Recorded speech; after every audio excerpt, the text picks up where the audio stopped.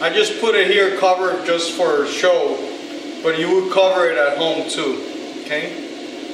You don't want direct light because direct light impacts or affects the yeast, because this not only have bacteria but it also has yeast in it, healthy yeast. So for example, when I was talking about fiber, a lack of dietary fiber in your daily life, what causes is that you won't feed these bacteria and yeast, the right ones. So the other ones, the bad guys, and they're not bad guys, they're just there to decompose and destroy things, just to put you back into dust. And this yeast and bacteria, these yeast specifically, like Candida, for example, the whole purpose is to decompose things.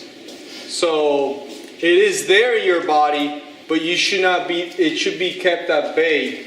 But the reason it grows in a bigger capacity, the Candida does, and you see it, you see people with their nails, they have fungus in their nails or in their hands, and the reason they got these fungus, you could talk to them, and the majority of them have cold feet, and there's not a lot of blood flow. But this is an overgrowth of Candida, and the reason you have this overgrowth is because you're not feeding them. You're eating simple carbohydrates all the time.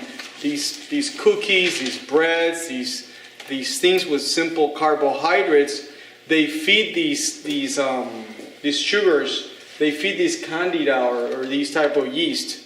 So if you don't eat a lot of fiber, the good bacteria, the good yeast, you starve them. And what happens is that these simple carbohydrates are digested in your small intestinal tract. So they're digested very, very quickly. So now that's food. These carbohydrates is food for bacteria. So the bacteria sometimes of the colon traverse to the small intestinal tract where they now belong. And then you have a lot of problems. And I see a lot of problems today with people with bloatiness all the time and just very gassy and very much problems. People that start eating the salads, like we eat salads, which is a lot of fiber, sometimes initially they get a lot of gas and say, oh, I'm so gassy with this salad.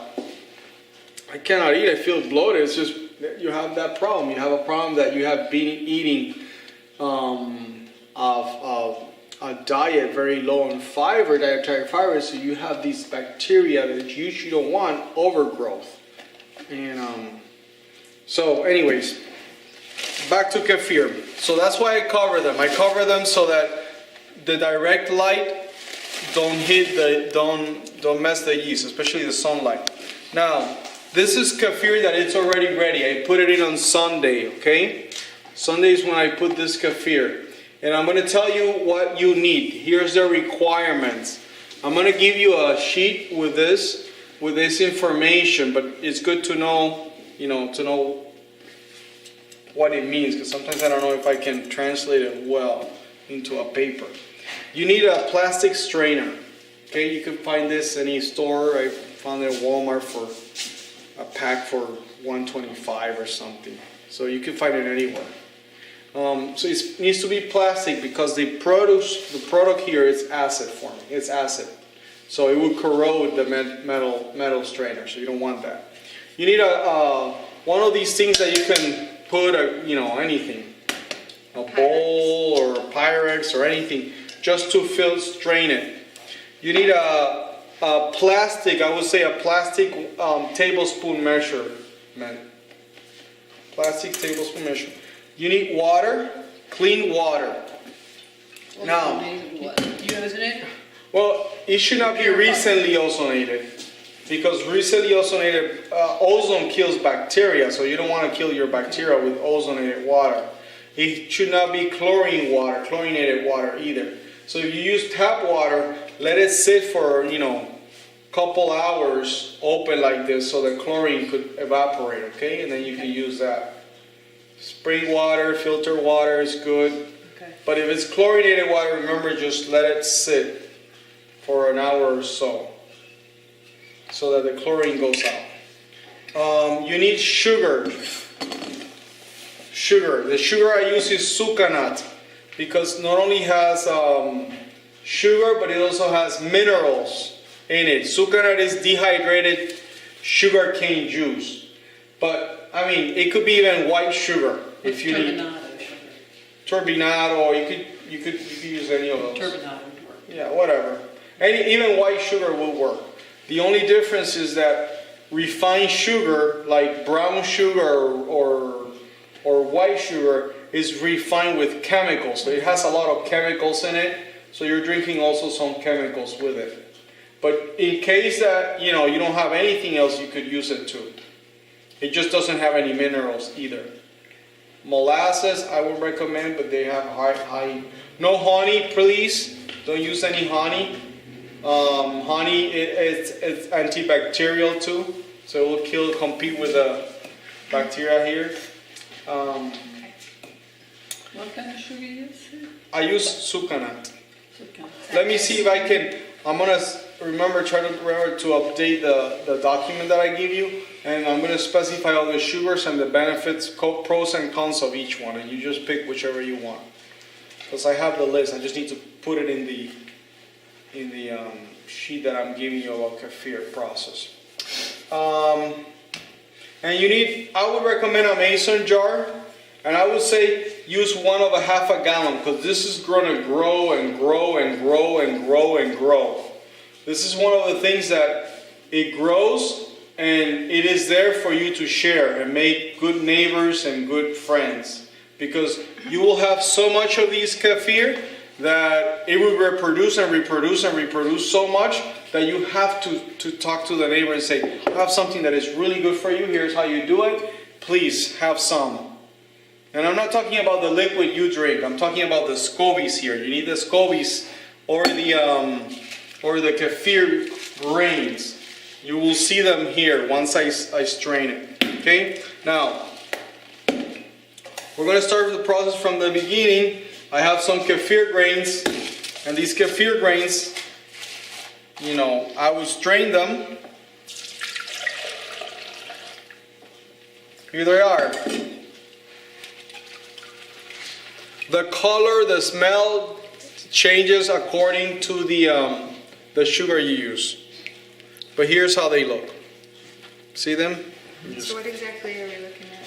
We're looking at bacteria and yeast. Here, check it out. That's it. You want to mix it? It smells like yeast. It's like yeast, yeah. Has a yeasty flavor. They're yeast also. Smells like Subway. Subway? Subway bread. Yeah. Yeah. You should be very particular. You should do them in the same place all the time with the same things all the time, because it would absorb the bacteria of the environment too. Okay.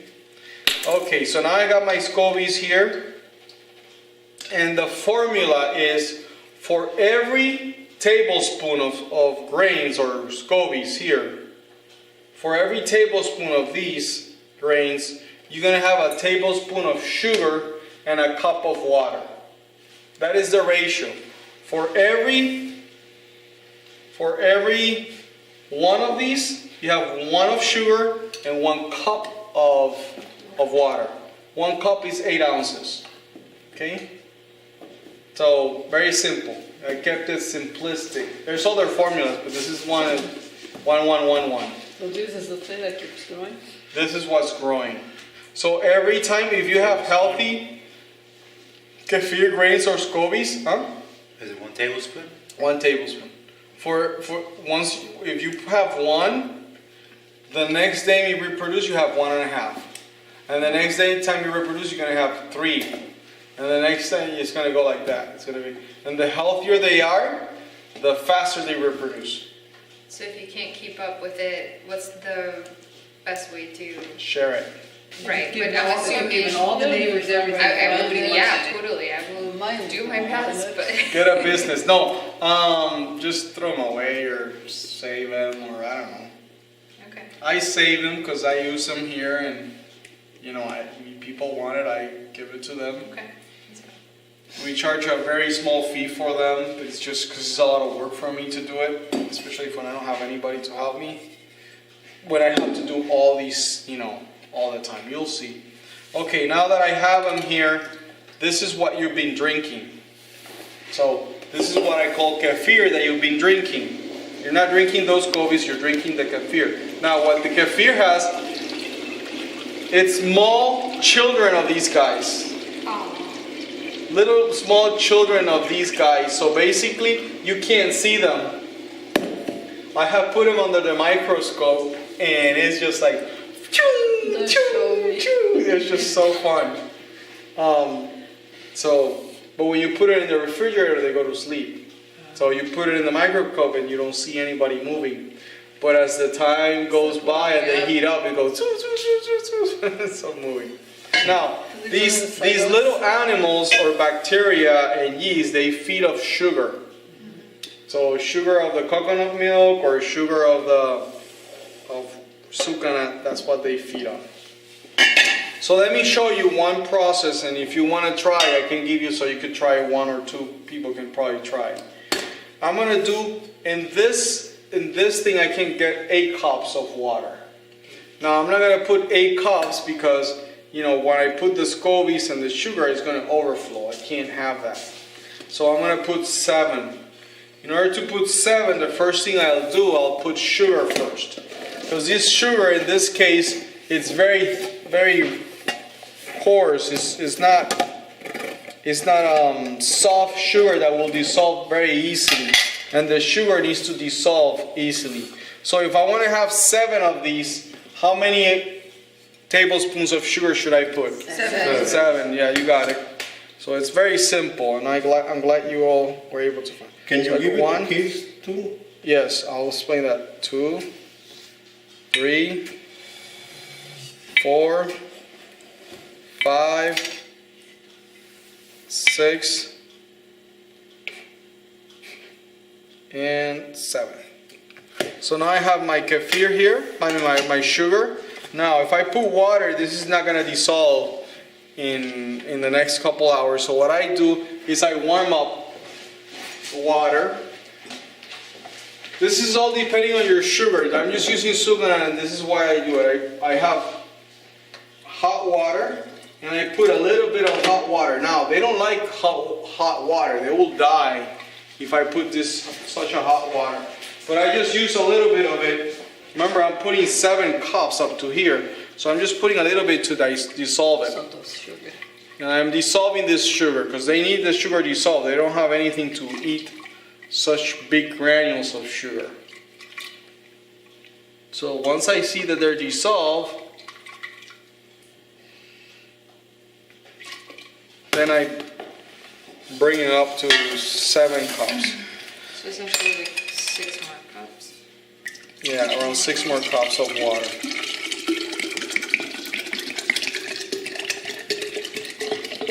What do they exchange the sugar for? Like what's their waste? CO2. Okay. So that's why it's sometimes A little carbonated effervescent. effervescent. So here it is. Compare the colors. You see? That will be a signal that it's already done, you know, when you change colors. Sometimes you have to taste it because it is depending on the weather, on the temperature. I'm sorry, not weather, temperature of your home. They like 78 degrees, 78 degree weather. Here, it's not 78 degrees, so I put them in the oven over there because the pilot light just lets them be warm. They'll be perfect in my house. It will be perfect in your house at 78, yes. Yeah, most of the time. Yes, so it will be perfect. Now, as soon as I do that, I put the scobies in. The water is already not hot. Obviously, so I put 1, 2, 3, Those are like fat tablespoons. 4, 5, 6, 7. Yeah, and you see that these are healthy grains because I had 7. See, I took it from here, from one that had 7, and look, have 1, 2, and 2.5, and that's normal. That's what you would see in a healthy, when they're healthy. Okay, and what I do next, I cover them with something so that nothing gets in there. They just need to breathe. Those are coffee filters? I use coffee filters because Costco has them for cheap, and I can get a lot of them for cheap. And they breathe? And they can breathe through there, yeah. And it's nice with the mason jar because you could just do this. So I said, this is perfect for me. And then once you're done, you just cover them. You don't shake it? No, just you don't shake the babies, man. You cover them and just keep them in a warm place. If you don't have a warm place, if your house is like this, then you put it on the back of the fridge, closer to the fridge, or closer where it's warm, so they get. It will take you at least 3 to 5 days, depending on how hot your house is. If it's 78, I say for these healthy scobies, you're talking about probably 3 days. My health is not well. What if it's really cold? It's cold. You have to find a warm place. They just won't grow on a cold Like place. you can't leave it in the garage. No. Where do we get scobies? You can get them from here. I have them. Or you could buy them online where I bought mine on Amazon. So they go through the mail? The company that I bought them from, it's very easily, they do it through the mail. Will Sometimes yours make it alive through the mail? They would for like 2-3 days, but after that, I don't know. I can't guarantee. Will they die in the cold? Well, the cold is good. They don't die on cold. Cold is good because it just maintains them asleep. The problem is that if you don't feed them, they'll die because they need food, they need sugar. Okay? Where do they start to be that? Where do they start to be that? What's in I think they started on the bacteria of some cow stomach in Turkey or Russia or somewhere like that. I don't know. Yummy. Well, if you eat cheese, you're eating What's the difference between this and kombucha? Cheese, it comes from the Kombucha, stomach. it's a very complicated process, and it's More to deal with fermenting? the tea. This is fermenting is tea. Now, let's say I want to have children. They drink soda, and I really know that they shouldn't drink soda because it's the worst food item that you can give to somebody. It's soda. Please get him a cigarette. It's much better than soda. Are you talking about carbonated water? I'm talking about soda. I'm talking about Out of context. Coke. I have Sprite, Orange Crush, Fanta, whatever you want, name it. It's better to give him a cigarette than give him that soda, okay? No, it is. I'm not kidding. Your body handles it better. So,